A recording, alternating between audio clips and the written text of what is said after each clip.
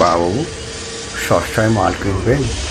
গঙ্গাধর আশ্চর্য হয়ে বলল, কি মাল?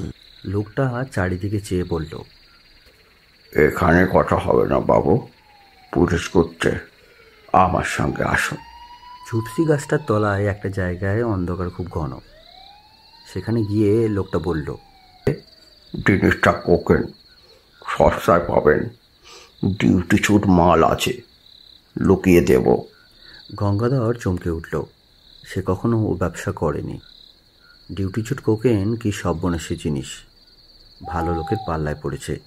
না, সে কিনবে না।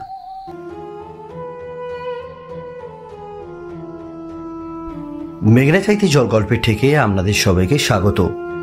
আজ বাঙালি কথা সাহিত্যিক বিভূতিভূষণ বন্দ্যোপাধ্যায়ের লেখা গঙ্গাধরের বিপদ।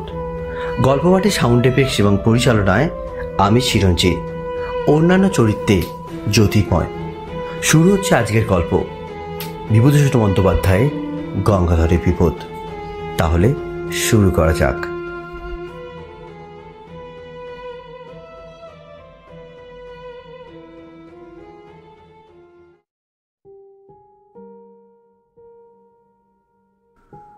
অনেক দিন আগেকার কথা। কলকাতায় তখন ঘোড়ার টাম চলে। সে সময় মশলাপোতায় গঙ্গাধর কুণ্ডু ছোটোখাটো একটা মশলার দোকান ছিল। গঙ্গাধরের দেশ হুগলি জেলা, চাঁপাডাঙ্গার কাছে। অনেক দিনের দোকান। যে সময়ের কথা বলছি, গঙ্গাধরের বয়স তখন 50-এর ওপর। কিন্তু শরীরটা তার ভালো যাচ্ছিল না। নানা রকম অসুখেই ভুগত পাই। তার ওপর ব্যবসায় কিছু লোকসান দিয়ে লোকটা একবারে মুজরে পড়েছিল। দোকানঘরের ভাড়া 2 মাসের বাকি, মহাজনের দেনা ঘাড়ে। দুপুরবেলা দোকানে বসে থেলো হুকোটা হাতে নিয়ে সে নিজের অদৃষ্টের কথা ভাবছিল। আজ আবার সন্ধ্যের সময় গোমাস্তা আসবে, ভাড়া নিতে বলে শাসিয়ে গিয়েছে। কি আর বলা যায় তাকে। এক পুরনো পরিচিত মহাজনের কথা তার মনে পড়ে গেল। তার নাম খোদাদাদ খাঁ। পেশোয়ারি মুসলমান, মেটে বুড়োজে থাকে। আগে গঙ্গাধরের লেনদেন ছিল তার সঙ্গে। কয়েকবার টাকা নিয়েছে, শোধও করেছে, কিন্তু সুদের হার বড় বেশি বলে ইদানিং কয়েক বছর গঙ্গাধর সেদিকে যায়নি। ভেবেচিন্তে সে মেটি বুড়োজে রওনা হলো। সুদ বেশি বলে আর উপায় কি, টাকা না আনলেই নয় আজ সন্ধ্যার মধ্যে। মেটে বুড়োজে গিয়ে খোদাদাদ খাঁয়ের নতুন বাসে খুঁজে বার করতে টাকা নিতে গল্পগুজব করে দেরি হয়ে গেল। খিদিরপুরের কাটিগঙ্গা পার হয়ে এসে টাম ধরবে, হনহন করে হেঁটে আসছে। এমন সময় একজন লোক তাকে ডেকে বললে, সাহেব, এটা শুনিয়েছ যারা? সন্ধ্যা হয়ে গিয়েছে। যেখান থেকে লোকটা তাকে ডাকলো সেখানে কতগুলো গাছপালায় বেশ একটু অন্ধকার। স্থানটা নির্জন, তার উপর আবার তার সঙ্গে রয়েছে টাকা। গঙ্গাধরের মনে একটু সন্দেহ যে হলো না এমন নয়, কিন্তু উপায় নেই। লোকটা এগিয়ে এলো। ওই গাছগুলোর তলায় সেই জন্য তারই প্রতীক্ষায় দাঁড়িয়েছিল। লোকটা খুব লম্বা, মাথায় ঝাংড়া ঝাংড়া চুল ঘাড়ের ওপর পড়েছে। মুখটা ভালো দেখা যাচ্ছে না, পরনে ঢিলে ইজরের ও আলখাল্লা। সে কাছে এসে সুর নিচু করে হিন্দি আর বাংলা মিলিয়ে বলল, বাবু, সস্তায় মাল কিনবেন? গঙ্গাধর আশ্চর্য হয়ে বলল, কি মাল? লোকটা চারিদিকে চেয়ে বলল, এখানে কথা হবে না বাবু, পুলিশ করছে, আমার সঙ্গে আসুন। ঝুপসি গাছটার তলায় একটা জায়গায় অন্ধকার খুব ঘন। সেখানে গিয়ে লোকটা বলল, জিনিসটা কোকেন, সস্তায় পাবেন, ডিউটি ছুট মাল আছে, লুকিয়ে দেব। গঙ্গাধর চমকে উঠল। সে কখনো ও ব্যবসা করেনি। ডিউটি ছুট কোকেন কি সর্বনাশী জিনিস। ভালো লোকের পাল্লায় পড়েছে। না, সে কিনবে না। লোকটা সম্ভবত পাঞ্জাবি মুসলমান, বাংলা বলতে পারে, তবে বেশ একটু বাঁকা। সে অনুনয়ের সুরে বলল, বাবু, আপনি নিন, আপনার ভালো হবে, সিকি করিতে দেবো। আমার মুশকিল হচ্ছে, আমি মাল বিক্রির লোক খুঁজে পাচ্ছি না। ঘরে ঘরে বেড়াচ্ছি কত জায়গায়, আবার সব জায়গায় তো যেতে পারি না, পুলিশের ভয় তো আছে, কেউ কথা কইছে না আমার সাথে, সেই হয়েছে আরও মুশকিল।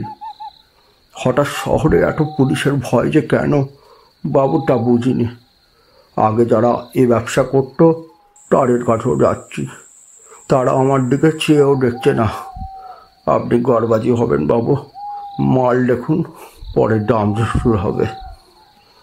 লোকটার গলার সুরে একটা কি শক্তি ছিল। গঙ্গাধরের মন খানিকটা ভিজল। কোকেনের ব্যবসাতে মানুষ রাতারাতি বড় মানুষ হয়ে উঠেছে বটে। বিনা সাহসে বিপদ এড়িয়ে বেড়ালে কি লক্ষ্মী লাভ হয়? দেখাই যাক না। হঠাৎ গঙ্গাধর চেয়ে দেখল যে লোকটা নেই সেখানে। এই তো দাঁড়িয়েছিল, কোথায় গেল আবার? পাছে কেউ শোনে এই ভয়ে বেশি জোরে ডাকতেও সাহস পেল না। চাপা গলায় বাংলা হিন্দিতে ডাকলে, কোথায় গিয়া ও খাঁ সাহেব? এদিক ওদিক চাওয়ার পর সামনে চাইতেই দীঘাকৃতি আলখাল্লাধারী খাঁ সাহেবকে দাঁড়িয়ে থাকতে দেখা গেল।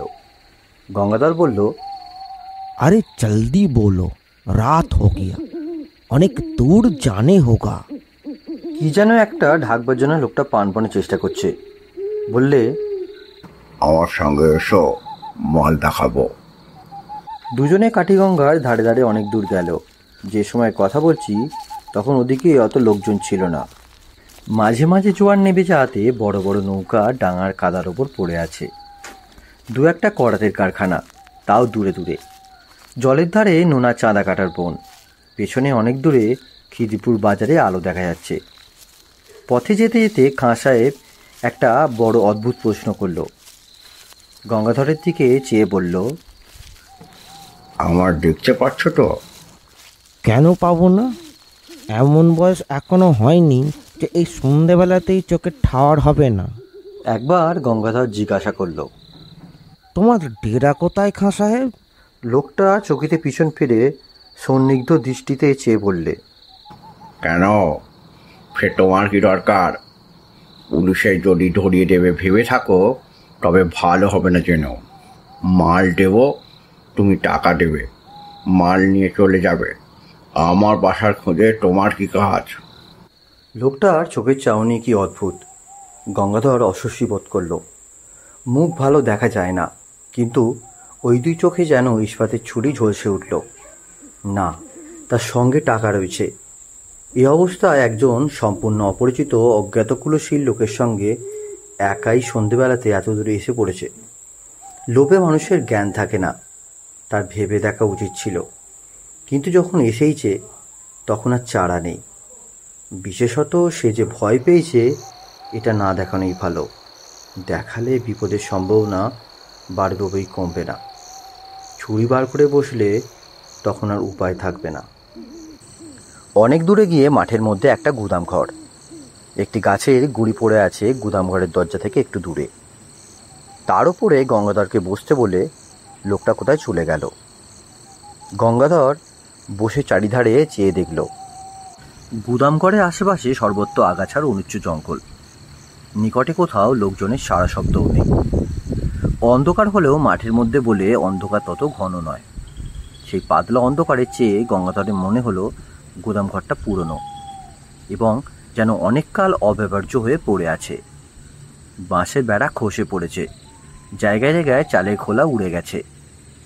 সামনের দোরটাও কেমন যেন উই ধরা, যেন ভেঙে পড়তে চাইছে। গঙ্গাধরের কেমন একটা ভয় হলো। কেন সে এখানে এলো এই সন্ধ্যায়? এরকম একটা জায়গায় মানুষ আসে, বিশেষ করে এতগুলো টাকা সঙ্গে করে নিয়ে? সে আসতো না কখনোই। সে কলকাতায় আজ নতুন নয়, তার উপরে ঝুনো ব্যবসাদার। বাংলাদেশ থেকে সে নতুন আসেনি, কিন্তু ওই লোকটার কথার সুরে কি একটা জাদু আছে, গঙ্গাধরকে যেন টেনে এনেছে। সাধ্য ছিল না সে ছাড়ায়, এ কথা তার এখন মনে হলো। হঠাৎ অন্ধকারের মধ্যে খাঁ সাহেবের মূর্তি দেখা গেল। লোকটার যাওয়া আসা এমন নিঃশব্দ এবং এমন অদ্ভুত ধরনের যেন মনে হয় অন্ধকারে ওর চেহারা মিলিয়ে গিয়েছিল, আবার ফুটে বেরুলো। কোথায় যেন চলে গিয়েছিল এমন মনে হয় না। পাকা ও ঝুনো খেলোয়াড় আর কি। খাঁ সাহেব দৌড় খুলে গুদাম ঘরে ঢুকলো। গঙ্গাধরকে পিছনে পিছনে আসতে বলল। তখন ভয়ে গঙ্গাধরের হাত পা ঝিমঝিম করছে এবং বুকটাও ঢিপঢিপ করছে। এই অন্ধকার গুদাম ঘরের মধ্যে নিয়ে গিয়ে ঠিক ওই লোকটা ওর লম্বা হাত দিয়ে গলাটা টিপে ধরবে কিংবা ছুরিটা বুকে বসাবে। সেই ফন্দিতেই এতদূর ভুলিয়ে এনেছে। লোকটা নিশ্চয়ই জানতো যে তার কাছে টাকা আছে এবং সন্ধানও রেখেছিল। কে জানে খোদাদাত খায়ের লোক কিনা। গঙ্গাধরের কপালে বিন্দু বিন্দু ঘাম দেখা দিল। একবার সে ভাবল দৌড়ে পালাবে, কিন্তু সে বুড়ো মানুষ। এই জোয়ান পাঞ্জাবি মুসলমানের সঙ্গে দৌড়ের পাল্লায় তার পক্ষে পেরে ওঠা অসম্ভব।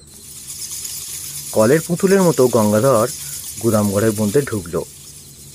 আশ্চর্য, গুদামের ওদিকের দেয়ালটা যে একবারে ভাঙা। গুদামের সর্বত্র দেখা যাচ্ছে সেই অস্পষ্ট অন্ধকার। একটা জায়গায় দুটো খালি পিপে ছাড়া আর কোথাও কিছু নেই। মাকড়সার জাল সর্বত্র। অন্ধকারে দেখা যায় না বটে, কিন্তু নাকে মুখে লাগে। একটা কীরকম ভ্যাপসা গন্ধ গুদামের মধ্যে। মেঝেটা স্যাঁতস্যাঁতে।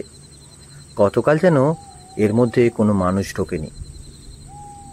এদিকে খাঁ সাহেব আবার কোথায় গেল? লোকটা থাকে থাকে যায় কোথায়? অল্পক্ষণ মিনিট 2 হবে, কেউ কোথাও নেই, শুধু গঙ্গাধর একলা। আবার সেই ভয়টা হলো। কেমন এক ধরনের ভয়, যেন বুকে রক্ত হিম হয়ে যাচ্ছে।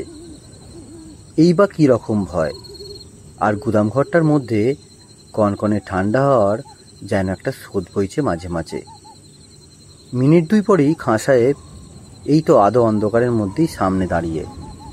হঠাৎ একটা অদ্ভুত কথা বলল খাঁ সাহেব। বললে, তুমি কারা নাকি? এতক্ষণ কথা বলছি, শুনতে পাচ্ছ না? কথার উত্তর দিচ্ছ না কেন? কোকেন যে জায়গাটা আছে বললাম, তা দেখতে পেয়েছ? শাবলের চার দিয়ে তুলতে বললাম 2টো পিপে। হাঁ করে সময়ের মতো দাঁড়িয়ে আছো কেন? বারে, এমন কথা কখন বলেছে লোকটা? পাগল নাকি? গঙ্গাধর কেমন ভাবাচাকা খেয়ে গেছে। বোকার মতো দৃষ্টিতে চেয়ে বলল, কখন? তুমি দেখালে কোকিনের জায়গা? কই, কোথায় শাবল? সঙ্গে সঙ্গে তার মনে হলো তার বিভ্রান্ত কাণ্ডজ্ঞানহীন চোখের সামনে খাঁ সাহেবের মুখ, গলা, বুক, হাত পা সারা দেহটা যেন চুরচুর করে গুঁড়িয়ে গুঁড়িয়ে পড়ছে। সব যেন ভেঙে ভেঙে বাতাসে উড়ে উড়ে যাচ্ছে। খাঁ সাহেব প্রাণপণে দাঁত মুখটি চেপে ধরে প্রচণ্ড মনের জোরে তার দেহের চূর্ণমান অণুগুলোকে যথাস্থানে ধরে রাখার চেষ্টা করছে, কিন্তু পেরে উঠছে না।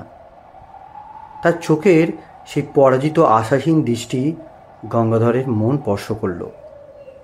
দেখতে দেখতে অত বড় দীর্ঘাকৃতি দেহের আর কিছু অবশিষ্ট রইল না।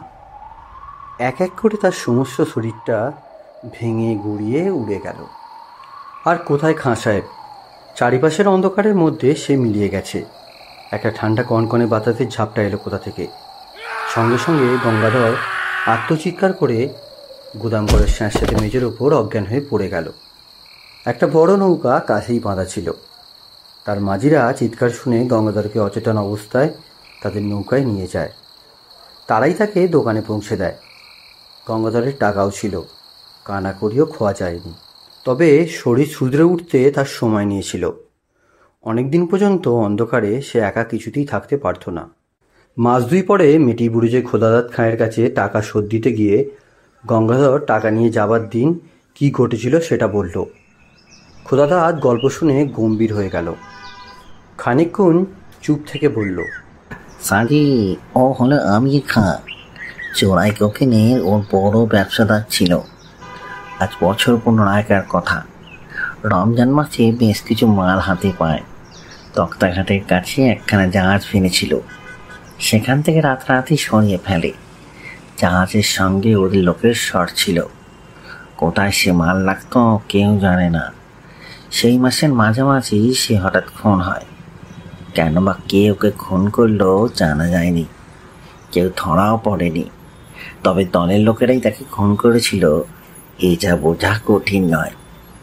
এই পর্যন্ত আমি আমেরিকার ঘটনা আমি জানি। আমার মনে হয় আমেরিকা সেই থেকে ঘুরে বেড়াচ্ছে। তার মাল বিক্রি করার জন্যে। ওর লুকোনো কোকেনের বাস্ক রয়েছে 2 কেজির বোঝা। তা বাবু, সেই গুদাম ঘরটা কোথায়, তুমি দেখাতে পারবে? গঙ্গাধর অন্ধকারে কোথা দিয়ে সেখানে গিয়েছিল তার আর মনে নেই। মনে থাকলেও সে যেত না। পথে আস্তে আস্তে গঙ্গাধরের মনে পড়ল পুরনো ভাঙা গুদাম ঘরটার অস্পষ্ট অন্ধকারের মধ্যে আমির খায়ের মুখে সেই হতাশ এবং অমানসিক চেষ্টা করে হেরে যাবার দৃষ্টিটা। হতভাগ্য কি এতদিনেও বোঝেনি সে মারা গিয়েছে? কে উত্তর দেবে? ভগবান তার আত্মাকে শান্তি দিন।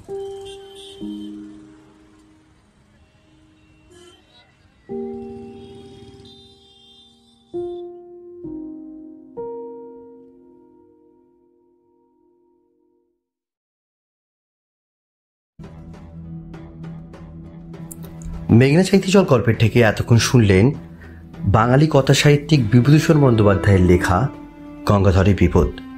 গল্পটি আপনাদের কেমন লাগলো আমাদের অবশ্যই জানান।